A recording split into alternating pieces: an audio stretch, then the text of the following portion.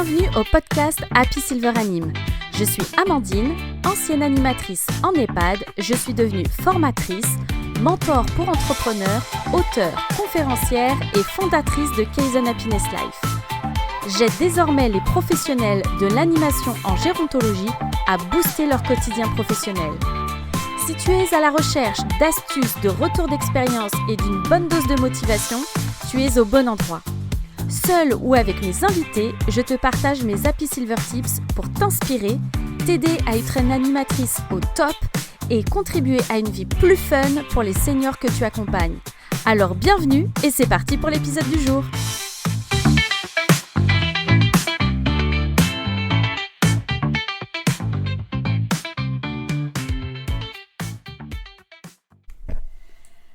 Alors aujourd'hui j'ai le plaisir d'accueillir Laurence, voilà, donc merci d'avoir répondu à l'invitation. Eh bien merci à toi. Alors Laurence, en fait tu as été sélectionnée donc, pour courir le marathon pour tous des JO Paris 2024. Absolument, c'est une chance extraordinaire parce qu'on est seulement 10 012 femmes du monde entier. Ah ouais, Ok. La probabilité d'être sélectionnée était vraiment fine, donc ça demandait des défis sportifs à remplir, et puis après par contre il fallait être tiré au sort, donc ça c'est... pour une fille ça représentait 0,34% de chance à peu près, ce qui est vraiment pas épais. Il y a encore du boulot alors. Mais moi c'est bon, j'ai le Graal. C'est ça, et donc en fait tu vas courir parce que tu vas collecter des fonds au profit de la Fondation Recherche Alzheimer. Absolument, le fait d'avoir eu cette chance extraordinaire de participer à cette grande fête populaire et sportive m'a donné envie de faire quelque chose, de rendre un peu de cette chance en fait. Et ça s'est imposé à moi assez naturellement puisque... mon papa est touché par la maladie et j'ai déjà perdu ma grand-mère en 2005 des conséquences de la maladie d'Alzheimer. Donc je connais toutes les étapes qu'on va traverser avec mon papa. On va en parler. J'ai pas hâte. Et du coup, c'était naturel d'essayer de faire quelque chose. C'est ma façon à moi d'essayer de faire quelque chose. Et du coup, il y a une cagnotte en place au profit de la Fondation Recherche Alzheimer. Qui sont des partenaires qui m'ont vraiment rassurée sur où vont les fonds que je vais pouvoir leur apporter, puisque c'est vraiment des projets très concrets qui vont permettre d'avancer sur la compréhension du fonctionnement du cerveau et du coup sur des pistes pour essayer de freiner au moins le développement des maladies neurodégénératives en général. Alors, on va revenir plus en détail. Donc déjà, juste pour donner quelques chiffres sur Alzheimer. Donc, 1,3 million de personnes diagnostiquées en France, 3 millions de personnes touchées et seulement 35% des malades réellement diagnostiqués. Oui. Donc, c'est quand même assez alarmant par rapport à cette maladie. Quoi. Et en plus, la population est vieillissante. Ouais. Donc là, on est sur un taux de 225 000 nouveaux cas diagnostiqués par an, sachant que, comme tu viens de le dire, c'est un tiers des cas. Donc on est plus sur 700 000 nouveaux cas par an en réalité. Et ça va aller en grandissant puisque la population vieillit. Oui, 2030 arrive et voilà. un réel sujet. Exactement. Et c'est très très important de diagnostiquer justement de la manière la plus précoce qui soit parce que c'est en accompagnant les malades... avant l'apparition des symptômes en réalité qu'on va pouvoir freiner le développement de la maladie parce qu'aujourd'hui on ne sait pas la guérir. Alors juste avant d'entrer vraiment dans le vif du sujet autour de la maladie d'Alzheimer, j'aimerais qu'on fasse connaissance avec nos auditeurs. Alors je vais te poser quelques petites questions D'accord. Pour qu'on apprenne un petit peu à te connaître. Alors moi j'avais déjà une question, c'est quelle est ta citation préférée? Waouh. La première qui vient là, c'est quand on veut, on peut. Ah super, ok. Et en plus ça reflète bien ta personnalité là avec le projet, donc ok. Super. C'est ce qui m'habite en ce moment et c'est vrai qu'il y a besoin de garder le courage en tout cas. C'est clair. Le bonheur, c'est quoi pour toi? Partager des moments joyeux avec mes proches, profiter de la nature. J'adore les grands espaces et le grand plaisir familial, c'est de partir en trek. Le dernier en date, c'était avec mes 2 enfants au Kyrgyzstan il y a 2 ans, l'été. Et c'était formidable. On était au milieu de la nature, il n'y a pas un poteau électrique, tu es traverses des plaines, tu es au milieu des chevaux, la nature pure et dure, c'était génial. Ouais, ça donne un coup de boost. C'est ça. Tu fais quoi en ce moment ? Ouh là là. Alors en ce moment je travaille déjà pour mon activité principale, celle qui m'occupe au quotidien et qui paye les factures accessoirement. Et puis je m'entraîne pour le marathon. Je m'occupe de mes 2 enfants qui sont dans une période charnière puisque ma grande fille passe des concours pour rentrer en école d'ingénieur et mon grand garçon passe son bac. Donc il y a des décisions à prendre pour la suite, de l'adaptation familiale à mettre en place. Je m'occupe aussi beaucoup du projet de cagnotte au profit de la fondation puisque ça se fait pas tout seul et donc je multiplie les occasions de rencontrer des entreprises qui sont potentiellement des bons candidats pour des donations puisque tous les dons sont défiscalisables à hauteur de 66% et puis les entreprises peuvent aussi y gagner en termes de visibilité. Donc c'est assez logique d'aller vers elles, mais c'est sûr que ça demande du temps, beaucoup de temps. Donc voilà. Là, faut avoir une bonne gestion de son temps. Absolument. Ok, merci Laurence. Alors, on va rentrer plus en détail sur le sujet de la maladie d'Alzheimer. Alors moi, déjà, je me demandais, avant que tu connaisses tout ça, c'était quoi ta vision de la maladie d'Alzheimer avant tout ça ? Alors, moi, avant que ma grand-mère soit diagnostiquée, si tu veux, je pense que... Enfin, j'étais jeune aussi, hein, mais je pense que j'en avais... Enfin, si, j'en avais entendu parler, mais ça me... Voilà, rien. Rien. Ok. Voilà, moi je pense comme beaucoup que la maladie d'Alzheimer c'est une maladie de la famille. Bien sûr les personnes concernées, les patients qui sont atteints sont directement les premiers concernés, mais cette maladie, c'est une maladie de la famille qui touche énormément tout le cercle proche éloigné. Et du coup, quelle serait aujourd'hui ta définition de la maladie d'Alzheimer ? C'est une pieuvre. Tu sais qu'il y a des tentacules qui touchent à tout. T'as l'impression que cette pieuvre, elle attrape le cerveau de la personne qui est malade, en fait, et puis et puis elle serre fort. Et plus ça va, moins la personne, elle est vraiment elle-même, en fait. Moi, ce qui me frappe le plus vis-à-vis de mon papa, mais aussi avant de ma grand-mère, c'est que tu vois la personne que t'aimes changer complètement petit à petit. Tu vois, mon papa, c'est quelqu'un de super intelligent, qui a un sens de l'humour extraordinaire, qui est doux. Et là, en fait, il perd son intelligence. Le sens de l'humour, on le voit plus. Et puis, il y a même des moments où il passe en phase un peu plus agressive, tu vois. Donc, c'est vraiment quelqu'un d'autre.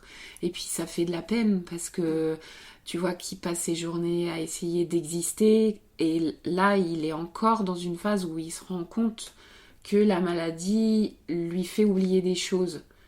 Donc, c'est dur pour lui. Et évidemment, comme tu le disais, c'est dur pour tous les gens autour. Déjà, d'un point de vue logistique, parce qu'il faut organiser toutes les aides autour de lui pour pouvoir faire en sorte qu'il soit en capacité de rester chez lui le plus longtemps possible. Et en plus, il habite loin dans mon cas, donc c'est encore plus dur. Mais au-delà de ça, ça transforme la personne et puis ça chamboule la vie de tous les gens autour, ça c'est sûr. Et comment est entrée la maladie d'Alzheimer dans ta vie ? Comment, à quel moment, parce que tu parles de ta grand-mère, qui a eu ce cas-là et tu étais jeune, et comment d'un seul coup vous vous êtes rendu compte pour ton père qu'il était également atteint en fait ? Alors ma grand-mère, moi les premières fois où je me suis dit il y a des trucs qui vont pas, c'est que alors déjà elle habitait dans la maison familiale, qui est une grande maison avec un grand jardin, toujours ouverte parce que c'est à la campagne. Et en fait, elle avait développé une obsession avec les clés. Mais toutes les clés, des clés qui servaient à rien, même des clés de porte qui n'existaient plus, tu vois, parce que c'est une maison qui a vécu après génération après génération. Et donc, voilà. Et du coup, elle cachait les clés partout, mais du coup, elle cachait aussi les clés qui étaient utiles pour rentrer, sortir de la maison. Donc, il y avait ça. Et puis, elle mangeait de la confiture, tout le temps. À table, mais en dehors des repas, mais elle mangeait que ça. Okay. Donc ça, il s'est assez vite... tu vois, moi, quand j'étais petite, ça m'a... Waouh, ben, c'est pas ma grand-mère, ça. C'est pas... Parce qu'elle, c'était la grand-mère qui faisait à manger pour tout le monde, tu vois. Et... Ben, c'est avec elle que j'ai découvert les salades de pissenlit, pour te dire. C'est le truc... aujourd'hui, tu me dis, tu veux une salade de pissenlit? Bah, j'aime bien tout, mais quand même, là, pas trop. Et voilà, elle organisait des tablées de famille, et puis d'un coup, elle est recentrée sur elle-même avec cette obsession des clés et à manger de la confiture. Voilà, ça c'est ma vision du début, du post-début de la maladie pour elle. Et puis papa, c'est beaucoup plus proche. En fait, ça date du décès de ma maman. Je te raconte que des trucs pas drôles. Non, mais c'est la vraie vie, en fait. C'est la vraie réalité. Vie. Et là, on parle toutes les deux, mais je pense qu'il y a des personnes qui nous écouteront qui vont aussi se reconnaître dans ton parcours, dans ce que tu vis. Donc, parce que le couple de mes parents, si tu veux, maman, elle était vraiment la face visible, le côté social du couple. Donc c'est elle qui tenait les relations avec les gens à l'extérieur. Tu vois, quand on appelait à la maison, par exemple, si c'est papa qui répondait au téléphone, il disait « Ah, bonjour ma chérie, attends, je te passe ta mère. » D'accord, mais tu sais qu'on peut discuter tous les deux quand même. Non, ok, d'accord. C'est pas qu'il voulait pas discuter, mais voilà. C'est un mode de fonctionnement, Et donc, maman est tombée malade, mais elle était encore dans ce rôle-là. Et c'est après son décès, en fait. Les derniers mois ont été complexes parce qu'elle était vraiment... elle était hospitalisée et tout ça. Donc, si tu veux, pour moi, que papa ait du mal à ce moment-là, c'était juste normal, en fait. Mais c'est après... quand du coup il est devenu mon interlocuteur direct puisque maman était plus là pour assumer ce rôle-là, où je me suis dit non mais il y a des trucs qui vont pas quand même là, ça connecte plus pareil, je veux bien que, parce que maman se plaignait beaucoup, oui ton père il écoute rien machin, mais ça a été depuis tout le temps, donc je m'étais pas dit qu'il y avait quelque chose qui changeait par rapport à la normalité, si tu veux.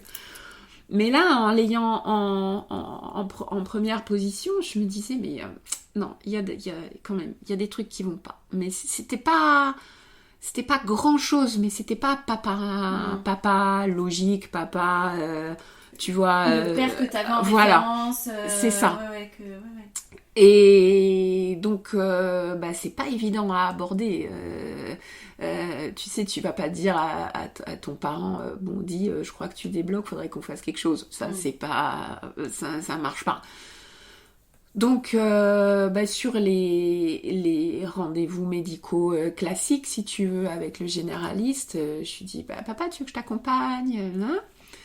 Et c'est pareil, il est là. Donc, tu fais comment pour dire au médecin référent est-ce que vous pensez pas qu'il y a un petit test neurologique, ça pourrait faire l'affaire. Un petit bilan mémoire. Voilà, un petit bilan mémoire. Donc, tu tournes autour du pot, tu dis pas les mots. Alors, on a la chance extraordinaire que le médecin qui suit papa, il est jeune, mais il a un tact incroyable, tu vois. Et du coup, il a capté tout de suite où je voulais en venir. Et donc on a pu dérouler les étapes, ce qui n'est pas évident parce que papa vit dans le Cantal et il y a une médecin référent qui est Françoise Mellac qui fait toutes les villes du Cantal. Elle est dans 3 hôpitaux à la fois et pour avoir un entretien mémoire avec elle, il y a un temps d'attente, tu vois, qui est de 6 à 8 mois quand même. Donc moi j'ai eu de la chance, ça a duré 4 mois avant qu'on puisse la rencontrer. Mais ça a été sans appel. Déjà il y a eu IRM et tout ça, et après les tests psychologiques, et Et c'était évident que c'était ça, au premier stade certes, mais tu vois, le diagnostic a été posé tout de suite. Alors ça, c'est pas simple non plus. Déjà, tu vois, d'entendre, parce on n'a pas eu la réunion du diagnostic où papa était présent tout de suite. Je l'ai su avant lui. Donc, il me l'a dit par téléphone. Là, tu te dis, waouh! Là, ça y est, okay. On me le dit, on me le verbalise. Donc, c'est vraiment vrai, c'est pas moi qui délirais, il y a vraiment un truc. Et c'est pas simple, hein, parce que tu sais, il y a encore cette perception générale que une personne âgée, c'est normal qu'elle débloque un peu, tu vois. Donc, la dégénérescence sénile. Mais en fait, non. Parce que si tu caches une maladie d'Alzheimer derrière une confusionnite normale, quoi, tu peux pas la prendre en charge.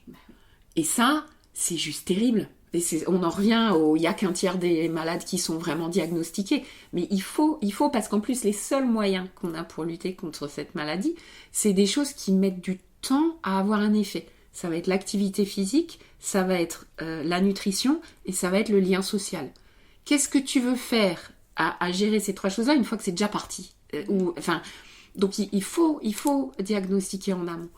Donc à la fois c'était une douche froide d'entendre ça de la part du docteur parce que tu te dis waouh, puis tu sais, tu te remémores. Moi je me remémore toutes les phases de ma grand-mère et je sais très bien parce qu'au début elle mangeait de la confiture mais après elle était alitée, elle pouvait plus s'occuper d'elle-même, tu vois. Donc je sais ce qui nous attend, mais là, en fait, après, tu passes en mode, bon, comment on fait pour le protéger au mieux? Comment on fait pour mettre en place tout ce qu'on peut mettre en place pour allonger le temps où il va pouvoir vivre bien, en fait. Bien sûr. Et ça, ça passe par, déjà l'annonce de la maladie. Donc là, on en revient à... Moi, je le savais et pas lui. Donc, on a repris rendez-vous avec le docteur. Et là, waouh, parce qu'il faut qu'elle le dise. D'une manière ou d'une autre, il faut qu'elle le dise. Donc, t'imagines un docteur qui dit à ton papa, devant toi, monsieur Couturier... vous avez les premiers signes de la maladie d'Alzheimer, et puis en fin d'entretien, ah oui, et au fait, vous avez plus le droit de conduire. Du jour au lendemain, mon papa, il habite donc dans la fameuse grande maison familiale, donc c'est dans la campagne, au milieu de rien, et tu lui dis, t'as plus le droit de conduire. Ok. Alors même moi, je m'y attendais pas, celle-là, tu vois. Donc au début, tu dis déjà comment il va prendre ça, parce que une annonce comme ça qui te concerne toi en première personne. Tu vois, j'ai beau essayer de me mettre à sa place, je me dis waouh. C'est d'une violence, c'est violent. d'un diagnostic médical qui tombe parce qu'il y a la maladie et tout les ramifications en fait de cette maladie en fait. Parce que, comme tu disais, ça va toucher sur ton activité physique, ta nutrition et ton lien social. C'est ça. La voiture te permet d'être au contact du monde extérieur, c'est ça. D'avoir toujours cette identité d'autonomie, etc. Et comment est-ce qu'on accueille ça en fait c'est super compliqué. Ça, c'était le premier coup près. Donc l'annonce et le coup de la voiture. Le deuxième, c'était... Mais la semaine suivante, papa me dit... Ah, je peux plus payer avec ma carte bleue. Je dis, mais qu'est-ce que c'est que cette histoire? Donc, j'appelle sa banque, que je ne nommerai pas. Et ils me disent,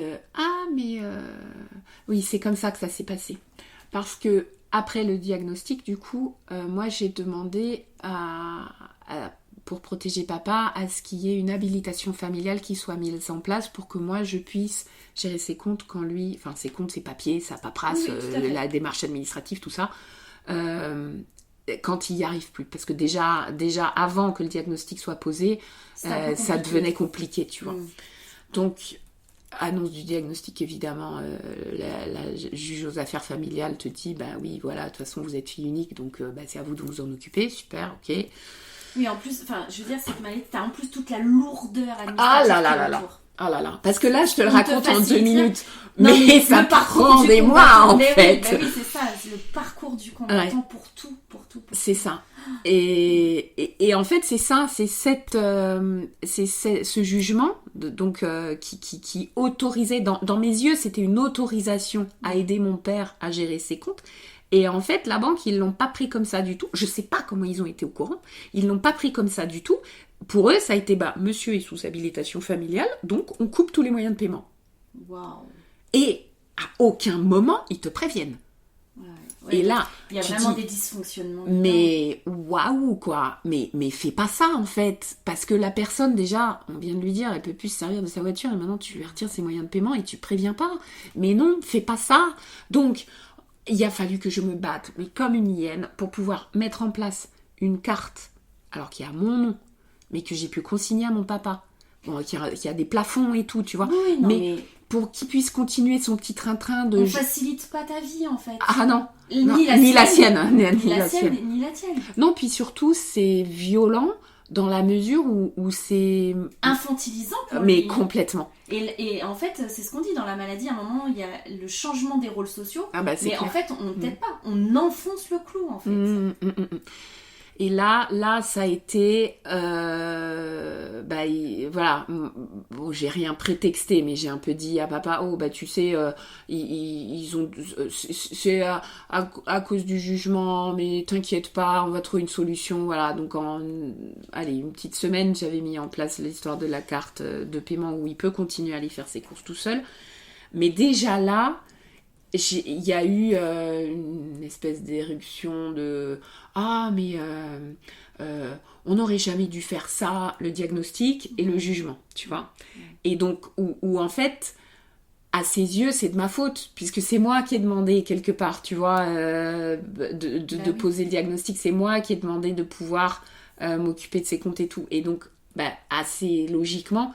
il va penser que c'est de ma faute s'il a plus le droit de conduire et c'est de ma faute s'il a plus le droit de payer quelque chose. La coupable, c'est toi, c'est pas la maladie. Bien sûr. Donc ça, c'est chaud à encaisser parce que déjà, tu te débats dans tous les sens, démarches administratives à gauche, à droite et en travers, parce que en parallèle de ça, pour qu'il puisse y avoir des aides à domicile, faut faire des dossiers, faut demander des aides... faut trouver les aides à domicile parce qu'à la campagne, il n'y en a pas beaucoup qui sont disponibles, tu as des listes d'attente, c'est aussi pas facile de trouver des personnes qui ont les bonnes compétences pour pouvoir prendre en charge des malades d'Alzheimer ou apparentés, tu vois, bien sûr. Parce que c'est une maladie qui est encore pas complètement connue, reconnue, puis il faut savoir à qui t'as affaire aussi et savoir s'adapter. Donc c'est pas donné à tout le monde. Et puis, même moi, je t'avoue que quand je suis 24-24 avec papa, parce que comme je disais, on n'habite pas tout près, donc quand j'y vais, je suis avec lui tout le temps et je supplée, si tu veux, le rôle des aidants au quotidien. Mais c'est pas facile, vraiment, c'est pas facile. Il faut avoir le cœur bien accroché parce que il va se fâcher, il va... réagir d'une manière à laquelle toi tu t'attends pas parce que c'était pas encore arrivé jusque là avant. T'es en constante adaptation en même temps d'être en constante désillusion parce que tu vois, tu t'attristes de plus en plus de perdre encore et toujours la personne que tu as connue en fait. Que tu aimes.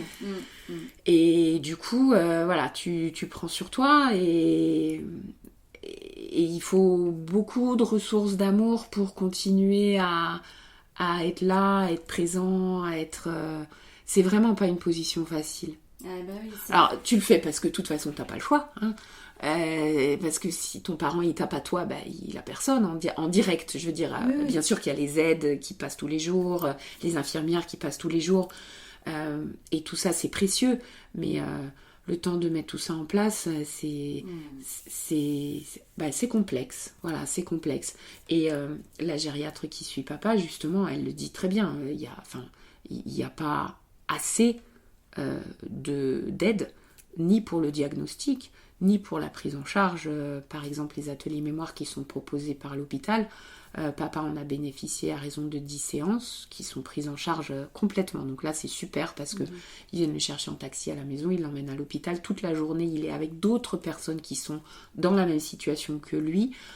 Ils vont, avec les infirmières qui sont spécialisées dans ce domaine, travailler sur des exercices qui vont mobiliser justement leur mémoire. Ils vont aussi participer à des activités de groupe, préparer le repas ensemble, manger ensemble. Tu vois, donc ça c'est super précieux parce que tu as à la fois l'équilibre alimentaire, l'activité physique et le lien social. Donc on est vraiment dans la logique de ce qu'il faut faire. Et après, ils te le ramènent à la maison et tout ça, c'est pris en charge. Donc ça, c'est génial. Mais c'est 10 fois et après, hop, c'est fini. Parce qu'il faut laisser la place aux autres. Et je le comprends, mais pourquoi il faut laisser la place aux autres ? Parce qu'il n'y a pas les moyens de continuer à prendre en charge tout le monde. Et pour les aides à domicile, il n'y a pas assez d'aides à domicile. Enfin, en tout cas, chez lui, il n'y a pas assez. Donc là, on me dit, votre papa, il a des plages horaires de 2 heures par jour, qui aujourd'hui me suffisent parce que ça lui fait un passage par jour, et puis il y a une aide à la préparation des repas, et voilà, ils font attention à lui sur... et c'est un passage quotidien, mais il arrivera un moment où ça va plus suffire, et là, on m'a déjà dit, mais de toute façon, on ne pourra pas faire plus. D'accord. Tu vois, Et quand on t'annonce ça, on ne pourra pas faire plus... C'est quoi l'étape suivante ? L'étape suivante, c'est qu'il faudra penser à une institutionnalisation. Okay. Et ça, tu vois, là, on se voit aujourd'hui. Moi, je pars demain pour voir papa. Et mardi, j'ai rendez-vous avec la maison de retraite à côté de sa maison. Mais je sais pas comment aborder le sujet avec lui. Parce que l'idée, ce serait qu'il vienne avec moi pour la voir, cette maison de retraite. Mais... comment tu fais pour en parler à ton papa ? En fait, c'est ça, c'est que la maladie d'Alzheimer, elle arrive, diagnostic, t'es à la maison, il y a tout ce cheminement, tout ce que tu viens de décrire, alors succinctement, alors que c'est le parcours du combattant. C'est ça. Et on t'annonce qu'à un moment donné, malheureusement, être à domicile, ok, on le maintient jusqu'au bout tant qu'on peut, mais qu'il faut déjà anticiper encore l'étape d'après. Et l'étape d'après, c'est, ok, institution. Alors, et là, c'est encore un autre cheminement, encore autre chose. Donc, si tu regardes la situation de haut, c'est dur, mais voilà, il faut. Et ça, c'est la gériatre qui suit papa qui m'a aidée à prendre ce regard-là. Tu te dis, bon, il faut maintenir activité physique, lien social, équilibre alimentaire. Si tu peux plus le faire à la maison, parce que là déjà le lien social il se renferme sur lui-même, papa, il ose plus aller vers... Alors déjà il y allait pas beaucoup avant, mais aller vers les autres ça devient compliqué, tu vois, il y a l'association des anciens du village qui fait des balades, des sorties, bon, et certaines fois maintenant il me dit oh non celui-là j'y vais pas parce que c'est trop pour moi, tu vois. Donc il y a ce début de retrait sur soi-même. Donc l'idée de passer dans une institution où c'est les infirmières qui vont venir le chercher pour participer aux activités, donc quelque part, bon, il pourra dire non, mais il y aura moins le choix quand même. J'espère qu'il y aura aussi une animatrice, voilà, ou un animateur en tout cas. Il y en a. Voilà. Et c'est tous les jours qu'il y a des activités qui sont proposées, tu vois, dans une institution. Donc ça, c'est ultra positif. Et puis, il mangera équilibré. Et en plus, il n'aura pas à préparer les repas, à se soucier de ce qui reste dans le frigo qui peut être avarié, etc. Il n'y aura plus tout cet aspect-là. Bon, l'activité physique, là, c'est plus complexe parce que papa, il marche beaucoup avec son chien. Et donc, si t'es dans une institution où t'as pas le droit de sortir, Alors, après, c'est aussi l'image et le regard qu'on a. Hein. Malheureusement, on n'a pas été aidé par certains sur le sujet. Moi, venant du monde de l'EHPAD, j'ai vu de tout. Mais je reste quand même sur mon expérience juste incroyable et magnifique de mes 10 années sur le terrain. Et il y a des équipes. Il y a des directions d'établissement, il y a des infirmières, des médecins coordonnateurs, psychologues, psychomotriciennes, ergothérapeutes, animateurs, responsables hôteliers, cuisiniers, agents de maintenance, aides-soignants, il y a du personnel juste incroyable qui est là et qui a envie. Je veux dire, on ne vient pas travailler dans ce secteur parce que pour payer, c'est pas un job alimentaire, on est tu pourrais pas résister de toute façon. Voilà. sinon il faut passer son chemin. C'est ça. Mais de dire il pourra... Alors c'est sûr que le rythme est différent, mais il pourra, enfin en tout cas je l'espère, il pourra sortir à un rythme différent, il pourra peut-être même continuer à garder son chien. Il y a des structures maintenant qui autorisent tout ça, mais ce que je veux dire c'est qu'il y a encore pour toi et pour lui ce passage, cette transition. Et là pareil, je veux dire, on n'accompagne pas sur l'annonce du diagnostic à la famille, aux patients, et on n'accompagne pas sur cette transition. Non, et c'est dur ça. Ouais, et c'est dur. Et c'est dur parce que moi je me souviens quand j'étais en EHPAD de voir les familles qui arrivent mais démunies, épuisées moralement, physiquement, des couples qui disaient je vous en supplie prenez mon beau-père ou ma belle-mère parce que je vous assure sinon c'est moi qui vais divorcer ou on va se séparer, enfin des situations d'urgence, des personnes âgées qui sont parfois passées par la case hospitalisation suite à une chute, pas de retour à domicile, on t'annonce ça, boum. Donc je comprends cette étape. C'est complexe en fait, c'est complexe. Après, petit à petit, en échangeant avec les professionnels de santé, je me rends compte que c'est pas négatif, tu vois, de dire bah papa il sera dans un établissement, parce que justement l'établissement peut apporter tout ça, le maintien de l'équilibre alimentaire, du lien social et du mouvement quoi. Et quand moi je peine à pouvoir lui garantir ça chez lui, ben là je sais qu'il y aura déjà plus de monde qui sera là pour lui garantir ça. Donc ça c'est positif. Mais maintenant je me mets à sa place aussi, je me dis mais tu vois, il est chez lui avec son chien, il peut sortir dans son jardin quand il veut, et là il peut sortir même dans la forêt autour quand il veut, tu vois, il va au magasin tout seul. Alors bon, il y va 5 fois par jour parce qu'il arrête pas d'oublier des trucs, mais ok, tout le monde le connaît dans le village, tout le monde est bienveillant.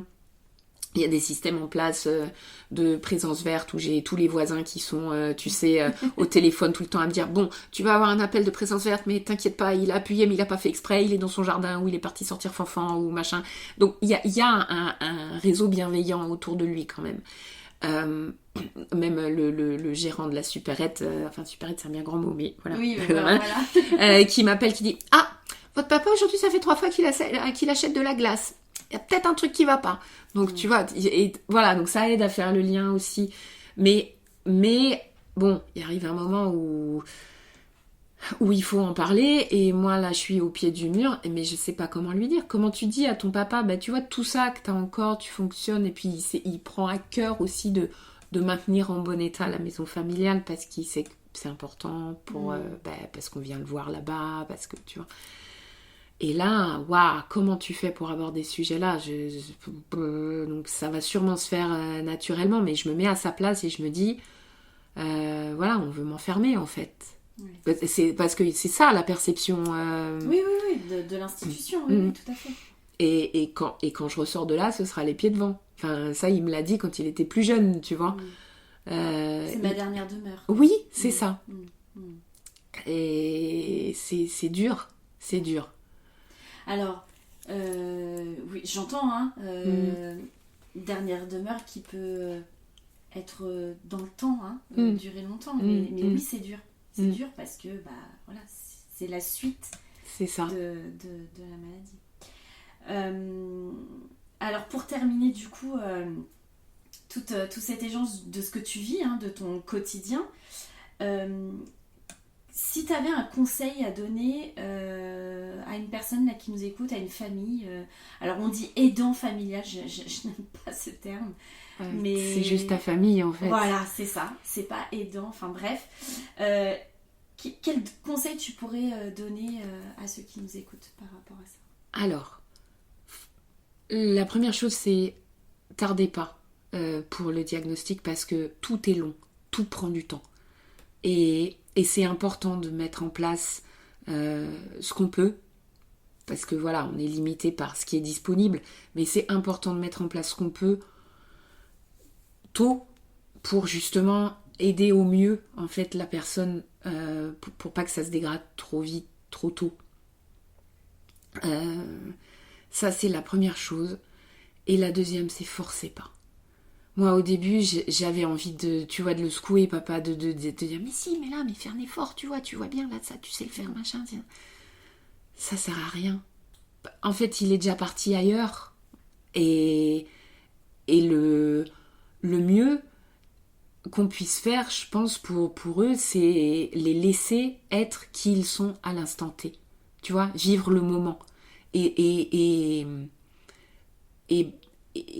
passer le maximum de ces moments-là avec eux dans l'état où ils sont, au moment où ils sont dans cet état-là. Je veux dire, sans essayer d'aller chercher midi à 14h, d'aller les forcer à réfléchir, forcer à faire un truc. Juste, t'es là pour ton proche autant que faire se peut, parce que je sais qu'il y a tout ce qu'il faut gérer à côté, etc. Mais t'es là dans le moment, dans l'instant, avec eux, comme ils peuvent être, parce que je suis persuadée que quelque part, les émotions, il les ressent, voilà.